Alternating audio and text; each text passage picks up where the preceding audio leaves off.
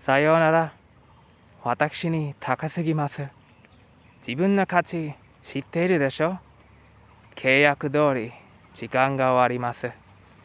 これは締め切りで君の解放。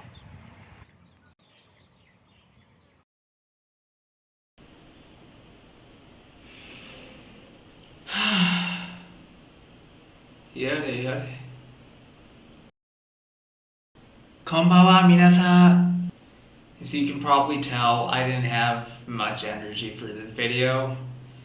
I've had second thoughts and third thoughts about making this one, not because it's controversial, certainly hasn't been for a few hundred years. I mean, I just don't know that much about anything.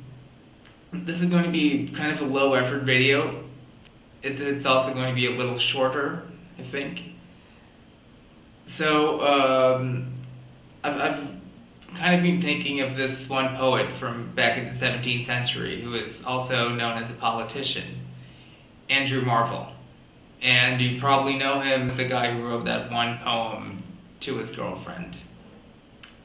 Arguably poor taste, but anyway, that's how he's best known. But as Wikipedia would tell you, Andrew Marvell was an English metaphysical poet, satirist, and politician who sat in the House of Commons at various times between 1659 and 1678. So anyway, the thing about Marvell that was on my mind is that he sort of got away with this whole Commonwealth thing. I mean, he was basically employed by Oliver Cromwell after the English Civil War, and he got away with it after the Restoration. I mean, he wasn't the only one, but he did, which is well, if not shocking, just kind of interesting. And yes, he's not even the only prominent English poet to do this, but maybe I'll talk about the other guy in a different video.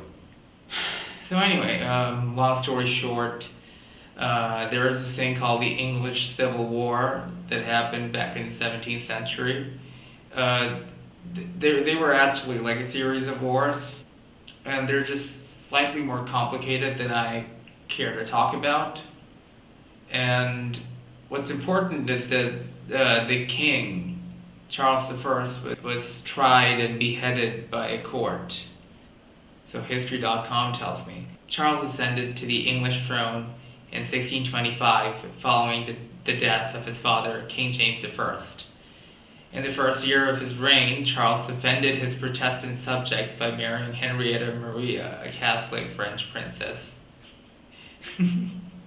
I found this rather amusing when I read it. I mean, offended his Protestant subjects. He later responded to political opposition to his rule by dissolving Parliament on several occasions, and in 1629 decided to rule entirely without Parliament. Bathed. In 1642, the bitter struggle between king and parliament for supremacy led to the outbreak of the First English Civil War. I mean, Wikipedia has this whole article on the High Court of Justice for the trial of Charles I. And there's a section on the Restoration where it says, after the Restoration in 1660, all who had been active in the court that had tried and sentenced Charles I were targets for the new king. Most of those who were still alive attempted to flee the country. Many fled to the continent, while several of the regicides were sheltered by leaders of New Haven Colony. Now about Andrew Marvell, poet and politician. I'm just going to read a few lines from this book by Nigel Smith called Andrew Marvell, The Chameleon. And it's not because I think it's a very important book, it might be, it's just because I have institutional access to it. Please be patient with me, I'm very stupid. Now, Smith tells us that the trouble started in 1657 when Marvell became assistant to John Milton in his role as Secretary of Foreign, or Latin tongues. Marvell was now at the heart of power in this exercise. Funnily enough, as Smith tells us, on 25th April 1660, the convention parliament met and resolved to invite back the king. The English had run out of ideas for an alternative form of government to monarchy, even though there seems to have been no great enthusiasm for its return. 残念ですね. Smith tells us that the restoration of the monarchy put Marvell in a difficult situation. No doubt.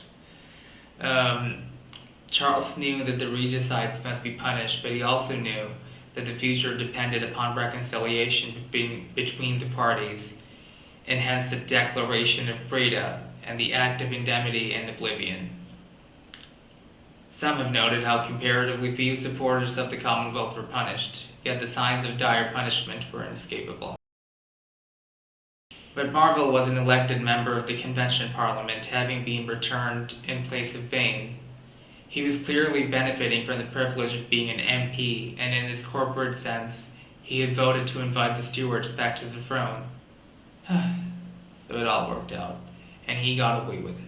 I mean, I'm not saying he was a terrible person or anything, it's just sort of, being on my mind. I think it's kind of funny that he got away with it, because he even wrote this poem titled An Oration Ode Upon Cromwell's Return from Ireland. I mean, he might have been, just another person doing his job in the interregnum, but I mean, it's not like he didn't do that job well. It's probably just a sign of how much Charles II needed the existing political structure to work in his favor, that people like Andrew Marvell weren't severely punished. And in fact, Andrew Marvell could even get his friend John Milton pardoned. I'm sorry that I keep reading out from easy-to-access websites, but like I said, I don't really know much about anything. Anyway, good for him that he got away.